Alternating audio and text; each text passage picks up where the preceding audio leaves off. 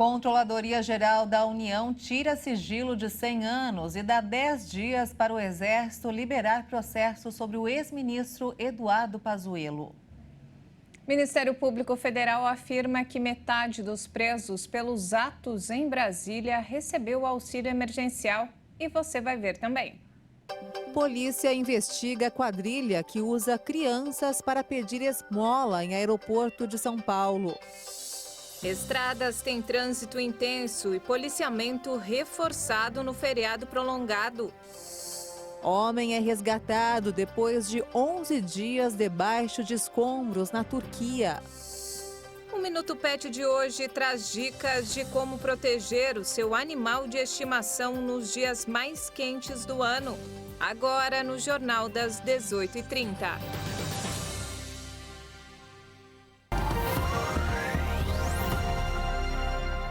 Olá, boa noite. São 18 horas e 33 minutos pelo horário de Brasília. Boa noite. Você acompanha agora notícias do Brasil e do mundo desta sexta-feira. A Controladoria Geral da União determinou hoje que o Exército divulgue a íntegra do processo disciplinar instaurado contra o ex-ministro da Saúde e agora deputado federal, general Eduardo Pazuello, em até 10 dias. A decisão da CGU responde a 13 recursos feitos em pedidos de lei de acesso à informação após o Exército negar o fornecimento da documentação completa do processo administrativo.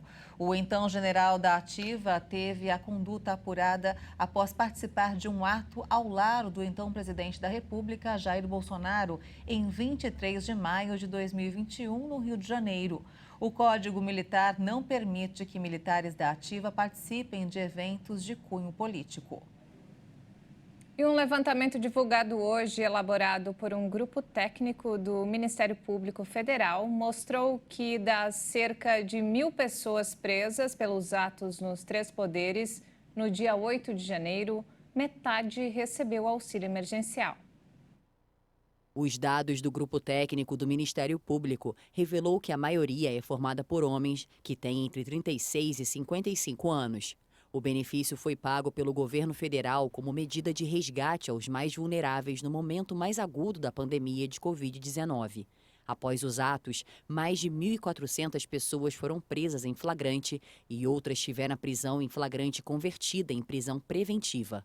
Por meio dos dados levantados, é possível individualizar as condutas dos manifestantes, o que contribui para a apresentação de denúncias contra os envolvidos.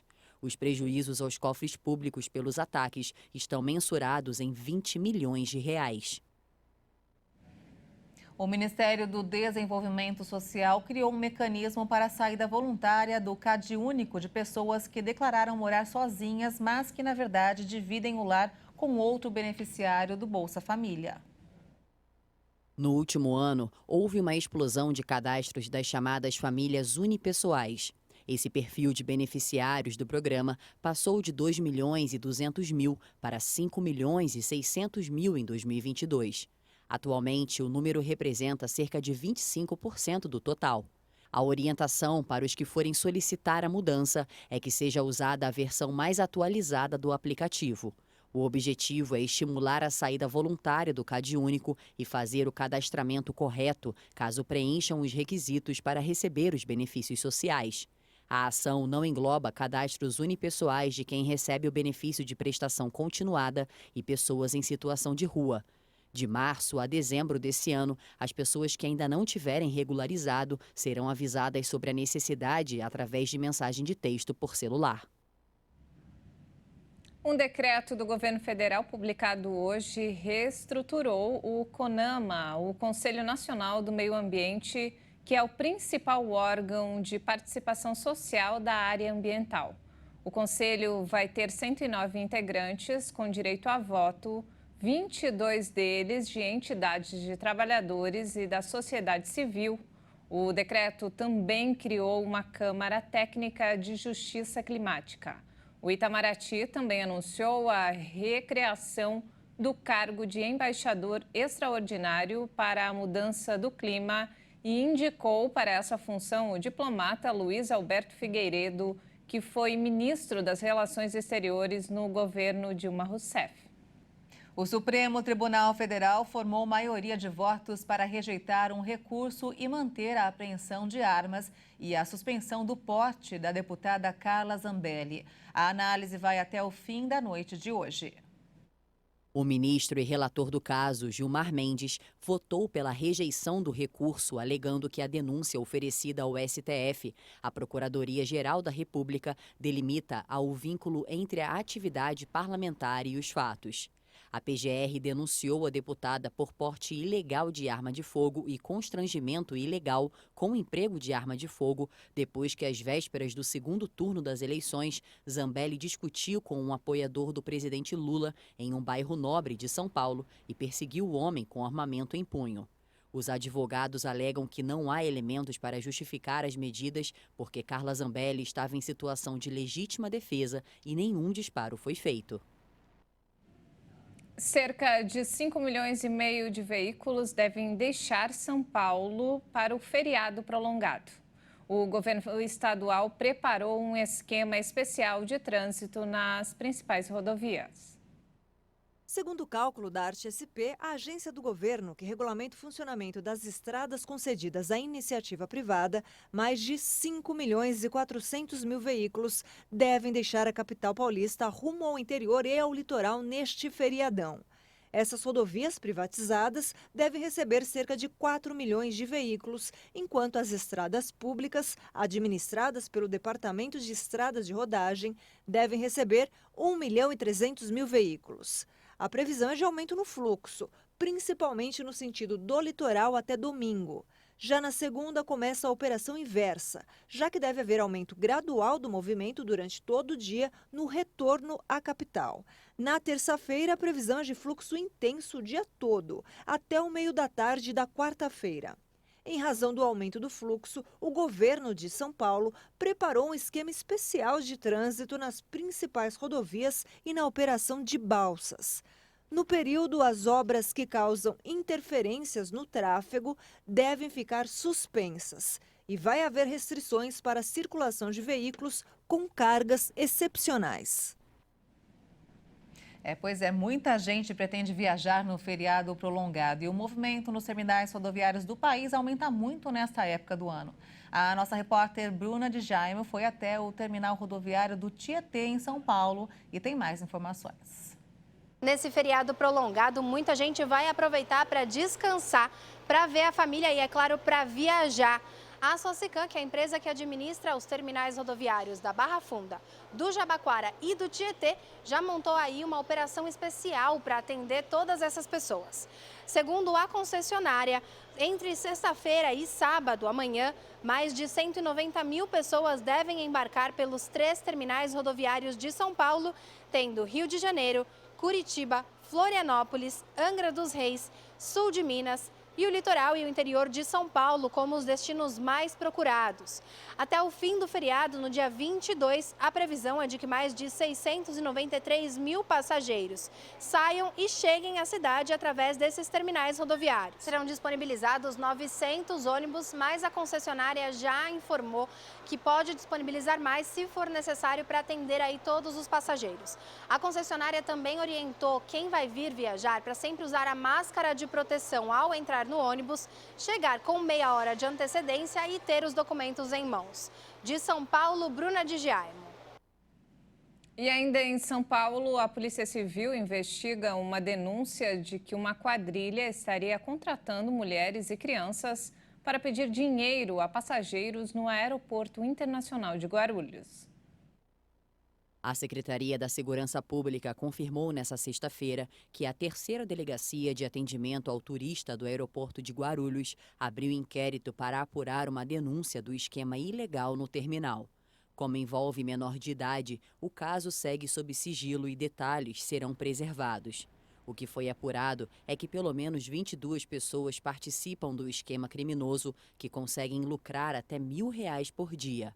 Eles chegam ao aeroporto de carro, tiram as malas e seguem com mulheres e crianças para os portões de embarque para abordar os passageiros pedindo dinheiro, alegando que estão com dificuldades ou que chegaram atrasados e perderam os seus voos.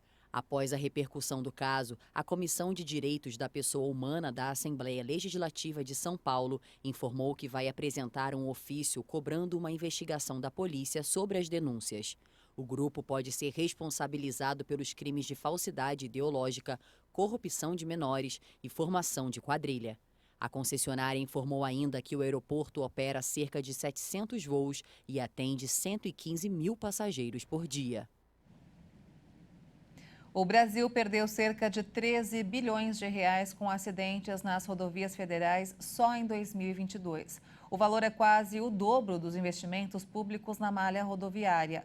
O cálculo do prejuízo considerável vários fatores, como os gastos nos hospitais, o conserto de equipamentos da via e a perda de capacidade produtiva. Foram registrados mais de 64 mil acidentes e desses, 53 mil tiveram mortos ou feridos.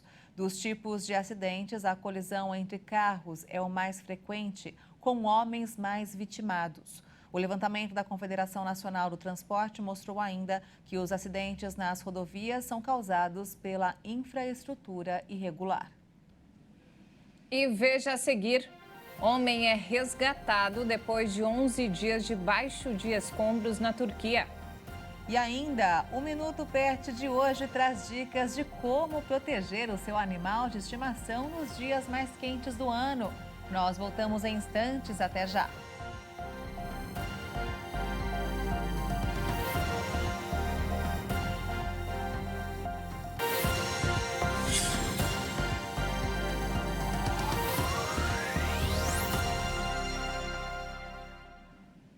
Estamos de volta, 18 horas e 46 minutos, pelo horário de Brasília. E vamos agora direto ao Rio de Janeiro com informações desta sexta-feira com o nosso repórter Anderson Nascimento. Boa noite, Anderson. Boa noite, Maria Alice e Juliana. O Corpo de Bombeiros encontrou nesta quinta-feira os corpos da família soterrada em São Gonçalo. Pai, mãe e filha estavam desaparecidos desde o temporal que atingiu a cidade na última segunda-feira, que provocou um deslizamento de terra atingindo a casa em que moravam. O corpo da mulher Rosilene Pereira Gomes Santiago, de 34 anos, foi encontrado na tarde de ontem, na área em que ficava a cozinha da casa. Já os corpos de Alan Santiago Cabral, de 45 anos, e da filha Maitê Santiago Pereira, de apenas 4 anos, foram encontrados abraçados sob os escombros pela madrugada. O Corpo de Bombeiros considera a operação de busca encerrada e a Prefeitura da cidade decidiu adiar qualquer festividade em respeito e solidariedade às vítimas. Um dos pontos turísticos mais antigos do Rio, o Bondinho de Santa Teresa, bateu o recorde de usuários transportados em 2022. Mais de 410 milhões de passageiros utilizaram o transporte que circula da região central da capital fluminense há 126 anos. O horário de funcionamento foi estendido por mais 2 horas todos os dias, passando a atender aos usuários das 8 da manhã às 5 da tarde, de segunda a sexta. E nos finais de semana, o funcionamento é das 9 da manhã às 4 horas da tarde. A tarifa custa R$ 20, incluindo ida e volta. O deslocamento é gratuito também para moradores previamente cadastrados, estudantes da rede pública uniformizados, pessoas acima de 65 anos e portadores do Vale Social. Bom, eu fico por aqui. Segunda-feira eu volto com mais notícias do Rio. Um ótimo fim de semana para vocês. Obrigada, Anderson, pelas informações e até semana que vem. E olha só, vamos agora ao mercado financeiro. O dólar fechou a sessão desta sexta-feira em queda, em dia de agenda vazia, por conta da véspera do feriado prolongado no Brasil, mas de olho no possível endurecimento do discurso do Federal Reserve, o Banco Central Americano, sobre os juros nos Estados Unidos. A moeda norte-americana recuou 0,95% e encerrou o dia cotada a R$ 5,16 na venda. E o governo federal propôs a representantes de sindicatos um reajuste salarial de 7,8% para todos os servidores públicos federais a partir de 1º de março. A proposta também inclui um aumento de R$ 200 no Vale Alimentação dos funcionários públicos da União. Nesse caso, o benefício seria reajustado em 43,6%. Passando dos atuais R$ 458 para R$ 658. O impacto nas contas públicas é de 11 bilhões de reais. A proposta foi discutida em uma reunião da Mesa Nacional de Negociação Permanente, que também trata de pautas não remuneratórias e do tratamento das propostas de interesse dos servidores em 2024. No encontro dos representantes dos servidores com o governo no início do mês, o ministro da Previdência Social se comprometeu a avaliar o tema e levar a demanda pela revogação ao presidente Luiz Inácio Lula da Silva. Uma nova reunião ficou agendada para o dia 28 de fevereiro. E nos destaques internacionais, uma greve paralisou 8 aeroportos na Alemanha. Os trabalhadores cobram melhores condições de trabalho e aumentos para compensar a inflação de mais de 10% no país. A companhia Lufthansa precisou cancelar mais de 1.300 voos em Munique e em Frankfurt. Os aeroportos de Bremen, Dortmund, Hamburgo, Hannover, Stuttgart e Leipzig também foram afetados. Em nota, o Verdi disse que a paralisação teve fortes repercussões, principalmente em voos domésticos, que vão desde atrasos a cancelamentos ou até mesmo a paralisação parcial do tráfego.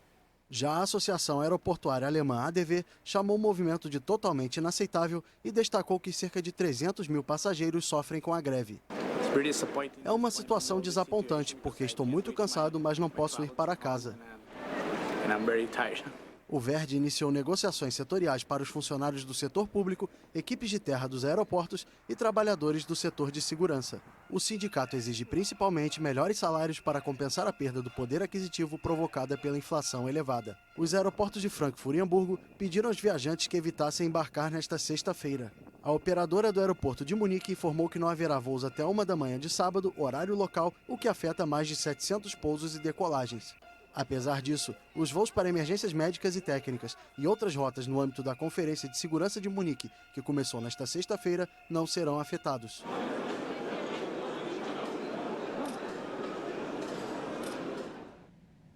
Os terremotos que atingiram a Turquia e a Síria em 6 de fevereiro já provocaram a morte de mais de 43 mil pessoas nos dois países.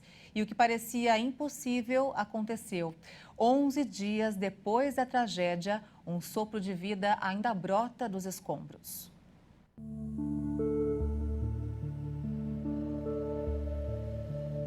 Mustafa, de 34 anos, foi retirado com vida nesta sexta-feira de um prédio que desabou na província de Hatay. A primeira preocupação dele foi saber se os pais ainda estavam vivos. Mustafa recebeu uma ligação do irmão enquanto estava sendo atendido pelos socorristas em uma maca e ficou emocionado ao saber que a família estava bem. Ele beija a mão do socorrista que está segurando o telefone e agradece.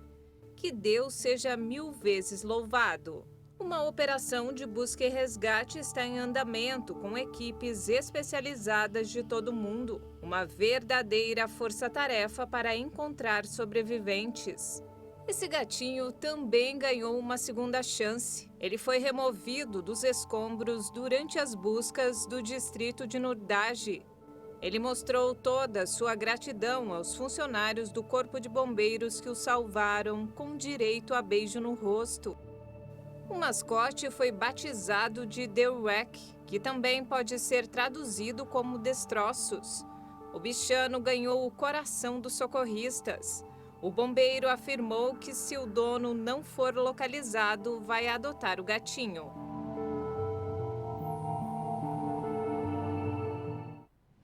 Que fofura, hein? E coincidentemente no dia do gato, né? Que é hoje, que bom. E ainda falando em animais, agora no Minuto Pet, olha só, você tem o hábito de respeitar os horários mais quentes durante o verão e evitar a exposição ao sol? Pois é, esse cuidado redobrado que temos conosco é o mesmo que devemos ter com os nossos pets. É verdade, Ju, o período das altas temperaturas só termina em março e até lá nossos bichinhos merecem a devida atenção. A nossa repórter Caroline Povoleri fala hoje sobre os cuidados com o nosso amigo de 4 patas nessa época. Acompanhe.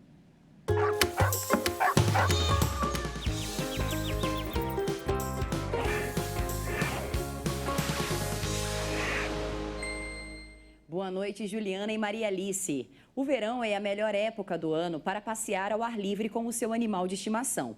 Mas é preciso ficar atento com as altas temperaturas. Dias de calor em excesso incomodam não só os humanos, mas também os pets, especialmente os cachorros. Além de ficarem ofegantes e perderem muito líquido, o excesso de calor pode queimar as patinhas dos animais na hora do passeio, provocando desconforto e até dor ao invés de prazer. Pensando na saúde e no bem-estar dos nossos amigos de quatro patas, a veterinária Rosane Costa reuniu dicas para os dias mais quentes. Qual o melhor horário durante o verão para nós passearmos com os nossos pets pela manhã? No verão, nós precisamos ter muito cuidado com a insolação, com o asfalto quente. Então, os melhores horários são antes das 10 horas e depois das 16 horas. Agora, nos cuidados de casa, doutora, quais são as dicas que você nos dá nos dias mais quentes? Vocês podem usar muito os cubinhos de gelo, fazer picolés de frutas, evitando as frutas cítricas, uva, carambola, por exemplo, que são tóxicas. Frutas como melancia, melão, que também tem bastante água, são muito recomendadas no verão.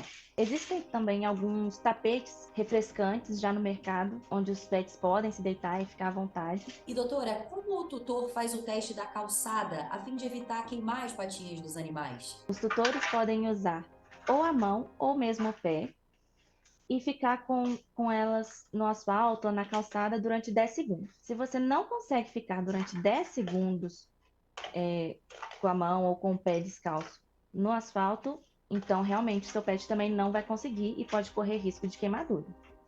Na semana que vem eu volto abordando um assunto polêmico, o golpe do pedigree. Até lá, meninas!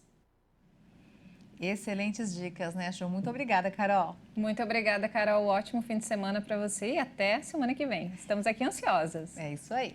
E o Jornal das 18h30 fica por aqui. Você acompanha outras informações durante a nossa programação. Uma ótima noite para você e um excelente fim de semana. Obrigada pela companhia e ótimo fim de semana para você. Até mais.